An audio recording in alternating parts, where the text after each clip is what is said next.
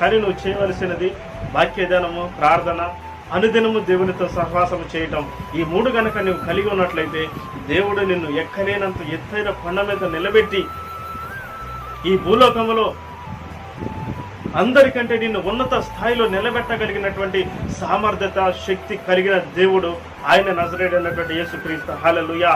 ఆయన నీ జీవితంలో జోక్యం చేసుకొని అద్భుతములు, ఆశ్చర్యకార్యములు జరిగించి నీవు ఏ శాపాన్ని, ఏ కీడిని, ఏ అపాయమును, ఏ రోగమునైతే అనుభవిస్తున్నావో వాటన్నిటి నుంచి విడిపించి సమస్తమును కూడా సమకూర్చి నూతనమైన శ్రేష్టమైన మార్గములో నూతనమైనటువంటి ఆశీర్వాదాలతో నడిపించగలిగినటువంటి దేవుడు తన ప్రజలను ఎన్ని శోధనలు వచ్చినప్పటికీ కూడా వాటన్నింటి నుంచి విడిపించి ఆశీర్వదించే దేవుడని ఈ యొక్క వాక్యం ముఖ్య ఉద్దేశం. ప్రియులరా, ఎన్ని శోధనలైనా రాని, ఎన్ని శ్రమలైనా రాని, ఎన్ని ఇబ్బందులైనా రాని, ఎన్ని అవమానాలైనా రాని, ఎంత పోరాటములను నువ్వు అనుభవించినా వాటన్నింటి నుంచి విడిపించి నూతనమైనటువంటి ఆశీర్వాదాలతో నింపగలిగినటువంటి సామర్థ్యత, శక్తి కలిగినటువంటి దేవుడు ఆయన.